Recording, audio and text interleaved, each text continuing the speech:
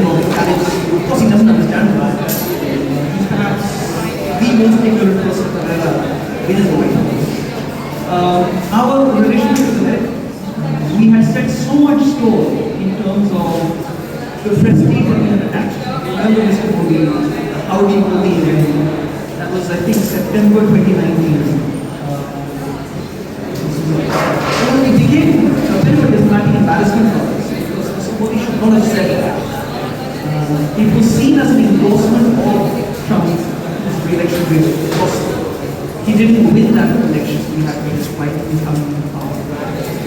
But all I can say is that this remarkable one-homing romance, as it's called, was a non-starter right from the very beginning. All I can say is that foreign policy experts should have known that it is an extremely dangerous idea to make friends with a person who is so intemperate in terms of think of one thing in the morning and making it inconsistent. And somewhere we thought that our pretensions to being a global power would happen by riding the coattails of history. It was a great mistake. I would consider it to be a fun possibility. And a lot of this goes to the JNU product, but as I said, we should have known. Now, I'm going to try to frame this in terms of what I call a contested globalization. I remember back in 2016, before Trump became the president, I was asked about the Trump and Modi similarity. And they are quite similar to each other. They are right-wing, authoritarian, populist, Islamophobic leaders. But there's also difference. Back in those days, Mr. Modi was pro-globalization. And Mr. Trump's anti-globalization instincts were very, very clear. And it is in terms of his stance towards globalization that I want to frame this whole thing. Okay? Now, remember the Trump phenomenon is a phenomenon of a first world revolt against globalization. Trump represents a discontent. It is a genuine discontent. And the tragedy is that this genuine discontent should manifest itself in terms of the monstrosity that Trump is. So, for example, when he appeals to blue-collar, white working class, okay, people who lost their jobs because of industrialization, because of the fact that because of the kind of globalization that we see, the jobs have migrated to this part of the world. The Trump phenomenon, in the way that I'm trying to look at it, is a genuine discontent, but the genuine discontent manifesting itself in extremely tragic manner, in a very tragic manner. Now, suppose, if you want to do a counterfactual, for example, go back to 2016. Suppose the Democratic Party is nominating Bernie Sanders. Suppose that. It would have been possible that people would have had a left-wing socialist. I mean, of course, it wouldn't have happened. I'm just trying to say that this is the problem that the Democratic Party has. It's a problem with any center-left party. It's the same mistake the Revolutionary Party has made. So, the Modi and Trump phenomenon are different in the sense that personality-wise they may be very similar to each other, hence the bromance as it's called. And this bromance, the falling that things this had to happen. There has to be a falling out. And the falling out has happened not because of the drastic similar personalities, but it's happened because of a difference in locale. I think Danish pointed out the first word and the third word. Now, the thing that I pointed out making was that back in 2016, we had not lost our appetite for globalization. The BJP has a distinct Swadeshi Jagran Manch component to it, but the BJP had outgrown that by the late 1990s when Atal Bihari Vajpayee came about, and BJP had become a neoliberal party and committed to the kind of globalization that both the Congress and the BJP are committed. But what I'm trying to kind of get at, understand, analyze this whole situation is, what explains the difference between Trump 1 and Trump 2.0? There's a significant difference. And there's a Biden interview. So I'm going to make 2 points quickly, then I'll come to some of the more Indian aspects of this. Trump is a product of Obama. Again, very different people. Obama was a great orator, but that's about it. Symbolically, he represented the first black man in the White House. That was significant. But the problem with Obama was that when the 2008 financial crisis happened, I'm sure you heard about that, the subprime mortgage crisis, and the massive amounts of money that the American government pushed into to save the banks which were too big to pay. This is what created Trump. never did bring or tame Wall Street. In fact, he mollycoddled Wall Street. And it is that mollycoddling that resulted in the Trump phenomenon. Because it created the kind of power that Wall Street has.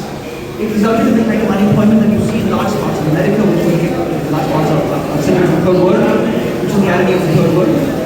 But the kind of policies that were put in place by Obama, despite all the smooth rhetoric, created the Trump phenomenon. Okay, so I hope I'm able to make this particular point clear. I mean, despite the very nice English that Obama can speak, and the fact that Trump can barely speak English, although English is his first language, he can barely string together coherent sentences. But it goes to show the very strange paradox of how the first black man in the White House was followed by a very orange man in the White House. And of course, the orange man is Mr. Trump himself. Now, I'll just quickly come to the very old man in the White House, the old demented man, Biden. Now, I made a big mistake. In 2020, when the US elections happened and Biden won, I naively now, with the hindsight of 5 years, naively made the mistake of thinking that American democracy could perhaps redeem itself. It could. Okay, I've always asked my CPS students over here, forgive me for repeating something, but I've always made this point that I feel that democracy is incorrigible. Once democracy has been derailed, it is very difficult for democracy to kind of get back on track. And the Biden interview, perhaps I was trying to clutch at straws of optimism, but I think the Biden interview gave us some sense that things can be made better electorally. I find no electoral redemption whenever democracy becomes incorrigible. That's the larger point I always think as a political science. So we say that once a year. Whenever democracy shows signs of its incorrigibility, there is no electoral redemption. There is something much bigger. And I think that the world that we are looking at right now is a world that has already manifested a significant degree of turbulence. But the next 4 or 5 years will be even more turbulent. And this is something that we don't seem to get in India. What worries me about India, of course, also foreign policy. Yesterday in the Hindu, I was reading a Pew survey. Some of you may have seen it. Less than half of the people surveyed in India expressed any concern about the turbulence of the international economic order, which means that we are oblivious or bereft of how vulnerable we are to the kind of economic instability that the world is experiencing, and more of which will happen. It means that we are perhaps hopelessly out of tune. What we are very concerned about, I think 72% people polled said they were very concerned about terrorism, which goes to show the very skewed priorities in terms of which to look at the world. I mean, the statistical, I often share this with my students, the statistic for the possibility of dying in a terrorist attack is as ridiculously low as slipping into a bathtub and dying. You see how low the statistic is, but look at how much the media convinces people, and there are naive people who are convinced that this is the biggest problem. Mr. Modi keeps saying terrorism is the biggest problem. He keeps saying that, right? It is not the biggest problem. Global climate change is a much bigger problem. The number of refugees that will be created by global climate change will be much, much more. But look at, as I said, look at our skewed priorities. Now this brings us to the very anomalous kind of understanding of the world that we have in this country. And then I'll come to the way that JNU, that's our foreign policy. Because he is lionized by the US. I don't know if you've seen the caravan issue last year. Ravata made a long piece about JNU and the way that he's risen. But I'm trying to focus on, as I said, this point about contested globalization, in the sense that these two leaders are fundamentally similar. Mr. Modi doesn't shoot his mouth off in the way that Trump does. But in terms of what I keep calling a right-wing populism, they're very similar. Now, the distinction I have to make is that instinctively, the Trump phenomenon is a phenomenon that stems from the discontent of globalization in a first world country like America. Okay? In the US is not a country that I know that well. I've always tried to understand the US through the lens of the UK, and in terms of the Brexit book that I know. The Brexit phenomenon, which happened in the same year as the first Trump victory, was very similar. The industrialized parts of Northern England voting to leave the European Union. Now, that's where I'm trying to kind of think of how we were different. And as I said, back in 2016, Mr. Modi was 2 years to his first term. The appetite for globalization in this country was still there. But then, if you will recall, I don't know if I'm getting my dates right, on the same day that Mr. Trump's victory was announced, 8th of November, that was the same day that demonetization was announced. Or roughly, maybe a difference or a day or two. But it was more or less the same time. Now that was one of the most scatterbrained policies I've ever heard of. Because demonetization is not done like that.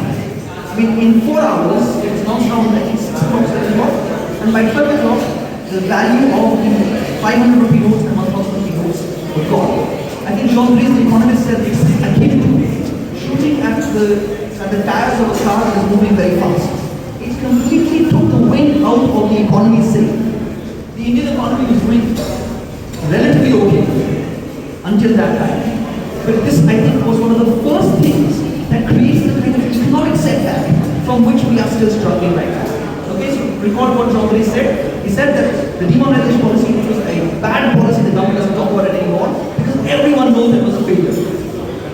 I mean, first they said it's all about the cashless economy, that didn't work, it's a less cash economy, and that didn't work with me and Safar. If you remember those days, Mr. Modi's intentions are right.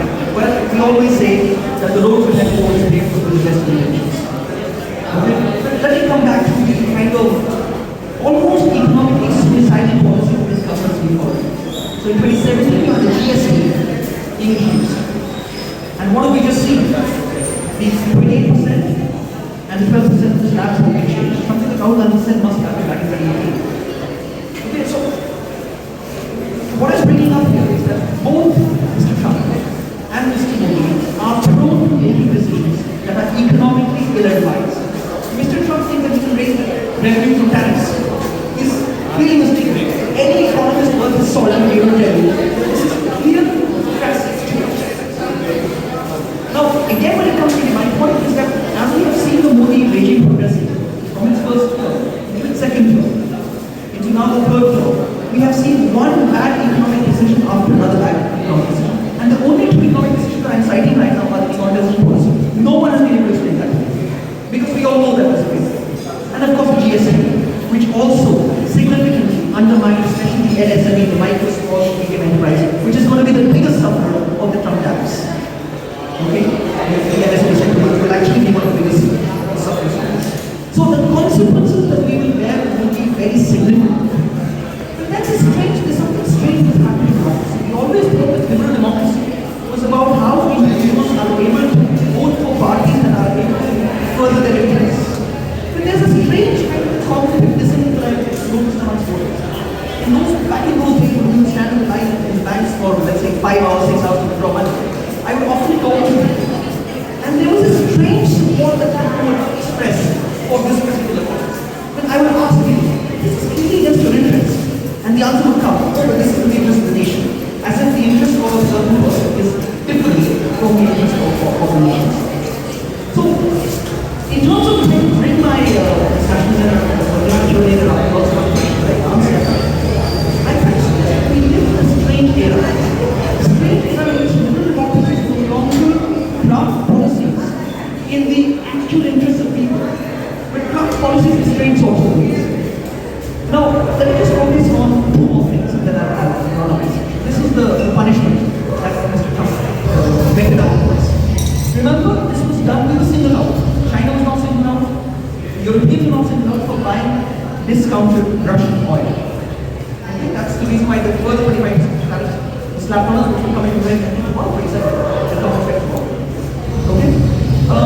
Now, what I want to say is that back in 2022, when the Ukraine war happened, I think there was a certain kind of moral inconsistency in our policies.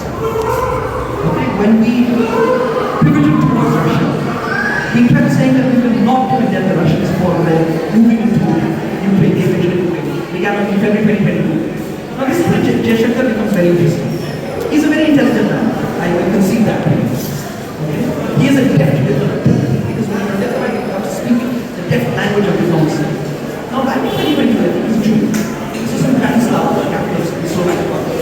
I forget which conference this was. There was a European reporter who kept pressing Mr. Jaishankar about ready to tell you